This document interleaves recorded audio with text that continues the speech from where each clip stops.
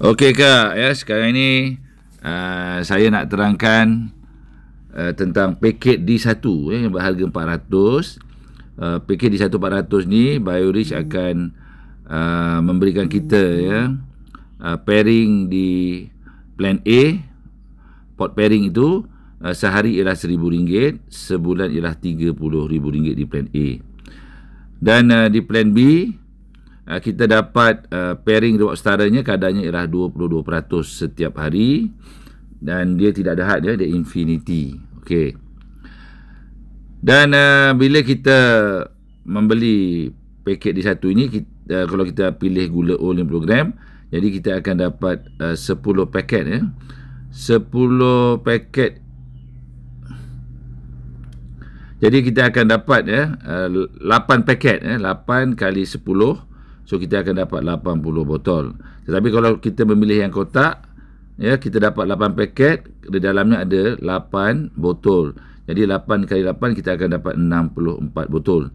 Yang kotak ni rasanya lebih manis lah berbanding dengan yang dalam 10 botol satu plastik tu. Okey. Sekiranya kita paket di satu, dan kita menaja orang package di satu juga, maka kita akan dapat bonus sponsoring RM140 Dan orang yang kedua, katalah orang kedua ni kita letak di sebelah kanan, dia membeli D1 yang berharga 400, maka kita akan dapat bonus sponsoring 140. Di dalam D1 ini dia ada 2 port pairing Jadi kanan kiri ni bila bertemu macam ni, so kita akan dapat 2 port pairing lah. Akan berlaku pairing 2 kali dengan 30 dapat RM60. That's why kalau kita tengok kat situ, bonus sponsoring kita akan dapat 140 kali 2 280. Port pairingnya kita akan dapat 2 kali 30 RM60. Dan juga di satu ni dia akan layak Unilevel.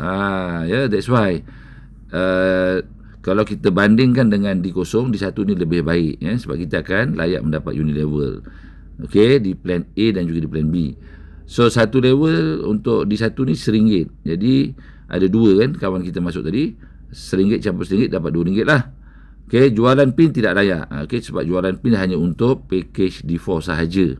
Jadi totalnya kita akan dapat untuk 2 orang menyertai BioRich ini, kita akan dapat RM342. Tetapi kalau yang terbaik kita nak sukses di BioRich ini, kita disarankan untuk mengambil minimum 3 ID sekeluarga. Jadi kanan kiri tu kita letak DX lah. So untuk 3 ID sekeluarga ni, ID yang kedua dan yang ketiga tu menaja 2 orang kan, 2 orang. Jadi 4 orang lah menepati formula Go 148. Maksudnya 1 orang kenal minimum 4 rakan. Jadi kalau 4 orang yang kita sponsor atau kita taja tu tadi, kita akan dapat 342 kali 2 lah.